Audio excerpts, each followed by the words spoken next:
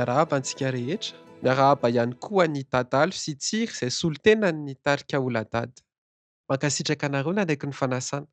Afaka mampafantatra anay mombamomba anareo ve ianareo? Ya, miarahaba ny Gaël ary faly be izahay tonga eto naisy tsiry moa zany solo-teny eto fa mbola misy izy telo mitsamany Evans, Lova, Kids, zay moa zany fiantsoana zalahy. Mbola misy an'zalahy musicien rehetrarehetra koa ao de tiako hatongavana hoe izahay tonga eto dia manana anjara asa ary manana anjara andraikitra ngeza be mba hanohanana ny zavatra rehetrarehetra zay hatsara ny fiarahamonina. Raha ny zavatra nisy teto Madagasikara nanomboka tamin'ny 25 septambra 2024 dia nahitana ny tolona, ny hetsy-bahoaka, ny hetsiky ny tanora avy ao amin'ny Génération Z. Zavatra hita tao anatin'izay ihany koa dia teo ny fomba rehetra ahafahana nampita hafatra tao anatin'izay ny zavakanto, mozika indrindrandrindra. Ny mozika ve? Ny zavakanto ve? Mivoatra manaraka ny lohahevitra sy ny zava-misy rehefa misy ny zavatra toy ireny, rehefa misy ny hetsika toy ireny. Ia, ny mozika moa tsy voatery hiandry hetsika toy ireny zay vao taraina zany. Ny mozika mantsy ny tena kanto sy ny mozika de tsy maintsy ao anatin'ny aizina na anatina geja foana no afaka misy ny aingam-panahy. Ny aingam-panahy zany raha mandinika tsara nareo amin'ny tantara zao tontolo zao ny olona tena ao anatin'ny geja de indrindra fa ny mainty hoditra zany ao anatin'ny geja no tena manana aingam-panahy tena faran'izay avo be satria ao izy no afaka manofinofy mba hiala ao anatin'ny geja mahazo anazy. De indrindra moa ao anatina fotoana mafana ohatran'ireny dia amin'ireny mihitsy vao mahita tena mivoaka ny aingam-panahin'ny artiste anankiray na ny mpanao mozika anankiray. Satria amin'iny izy no afaka mitantara ny zavatra miseho sy mitaraina ny zavatra miseho. Ny artiste moa zany azo lazaina karazany hoe porte-parole ho an'ny olona ihany satria misy zavatra raha ny trano ianao no mitaraina mety le olona hitarainanao tsy hahenao an'le tarainanao fa avy amin'ny alalan'le art, ny mozika zany no ahafahanao hoe zao ny zavatra misy indrindra le zavatra nitenen'ny Gaël teo iny hoe nisy an'iny mouvement iny nisy an'iny karazana hoe révolution moa zany iny le tamin'ny 25 septembre de be da be ny zavatra tarainan'ny olona de amin'ny alalan'ny hira zany reny zany ohatran'ny hoe araka ny tenen'ny Dadalo teo manaitra an'le aingam-panahy hoe zao zany ny zavatra amoahako an'ity sangan'asa ray ity ahafahan'le izy miampita ho hen'ny olona rehetrarehetra hoe zao ny zava-misy eto Madagasikara na amin'ny toerana anankiray. Zay zao ny hevitro tsiry fa ny anazy zao ny hevitrako hoe na fiakanjo ary be da be no zay ataon'le artiste no arahan'ny fiarahamonina. Be da be no manao zany. Satria fitaratra ny artiste zany dikan'izay zany tokony ampiseho foana ny artiste anankiray ny modely tsara ho arahan'ilay taranaka rehetrarehetra teo aoriana. Rehefa mandinika isika sy rehefa manao fampitahana ihany koa an'ireo karazana hetsika Génération Z, nisy nanerana an'izao tontolo izao sy nisy teto Madagasikara dia zavatra hitantsika nibahana dia ny fampiasana ny tambazotra an-tserasera.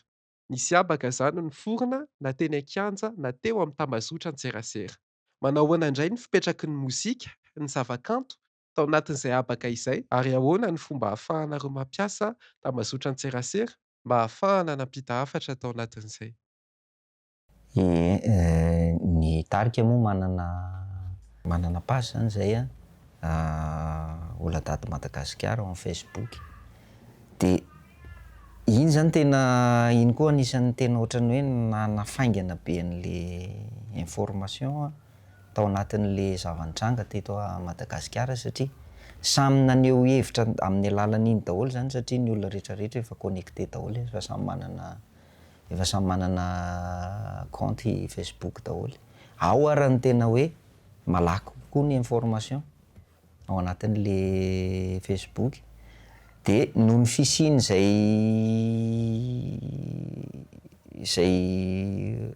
zay page zay zany de tao koa zay ny ohatran'ny hoe naneho hevitra naneon'izay mba etaetanay sy hoe ny fahitanay n'izay zava-misy manoloana le hetsika nataony génération Z hoe zareo zany aloha zany nanao an'le izy hoe io ny zavatra ataonay zao ny zavatra ho ataonay de amin'ny alalan'le page zany naneho hevitra koa zay hoe ny fahitanay an'ity mety le zavatra ataon'lay zany anarak'izay tsy rariny zao miangy amin'ny tsy rariny daholo moa zany io satria ny ianao manao publication misy zavatra tsy mety de alefa eo amin'le page de nitarika koa zany anisan'ny nampiasa an'izay zavatra zay satria iny zany zao no tena hoe zavatra anankiray tena hoe anisan'ny manafaingana ary afaka maneho hevitra ianao ao anatin'izay zavatra zay mba ho hitan'ny olona rehetrarehetra de nampiasa an'izay koa nitarika satria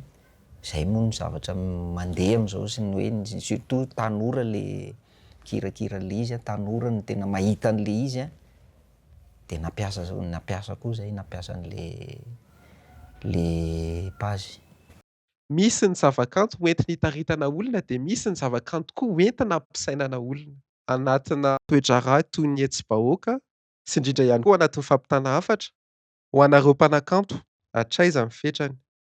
Ho anay mpanakanto ny fetrany zavatra ataon'ny mpanakanto dia tsy maintsy zavatra voalohany indrindra aloha zavatra tsy maintsy misy impact amin'ny vahoaka le zavatra ataon'ny mpanakanto amin'ny resaka na amin'ny resaka fihetseham-po na amin'ny resaka fanahy le fetra de hoe ho mesurena le izy hoe fetra hatraiza tsy misy fetra ny zavatra ataon'ny mpanakanto anankiray fa tena hoe afaka mandeha lavitra be foana. Ao anatin'ny hetsy-bahoaka ohatran'ireny matoa ny vahoaka mihetsika dia ny mpanakanto ao anatin'ny vahoaka koa. Dikan'izay zany mpanakanto dia mahafantatra an'ilay faharariana koa ary mahafantatra an'ilay fijaliana koa. Satria izy indrindra ary ny tena mahatsapa bebe kokoa noho izay zavatra zay satria izy no ny olona mpanakanto mantsy olona sensible be amin'ny resaka fo sy amin'ny resaka fanahy de tsapany zany zay zavatra tsapany vahoaka rehetrarehetra. Tsy afaka miteny raha ve efa tsy fidiny de efa manana sehatra afaka mikikika ianao de aleo tsy asiana limite amiko aloha zany tsisy limite zay angamba. Misy zavatra mozika ampiarahana aminay zavatra feo lafika eo amboniny de misy an'le mozika koa lafika dia manome an'le kanto de iny no malaky raisy ny vahoaka kokoa noho n'ilay hoe mikabary ianao na manao conférence na manao discours lay zavatra alefanao anatina mozika mampasy kokoa le message noho n'lay atao discours na conférence. Zay zany ny adiny zay zany anisan'ny combat ataonay anatin'le izy ary anampianay amin'ny mpiarabelona rehetrarehetra tsy ny tanora rery fa mpiarabelona satria ny andraikitra ny mpanakanto de le manapita amin'ny vahoaka hoe izahay ane ka tena mahafantatra ny marary anareo ary ny tsy fantatrareo ary mbola fantatra anay. Ary manao ahoana ny fahitanareo ny mety fivoaran'ny zavakanto engagé, c'est-à-dire ny art engagé raha ho antsika eto Madagasikara? Ny fahitako anazy tandrindin-doza le izy.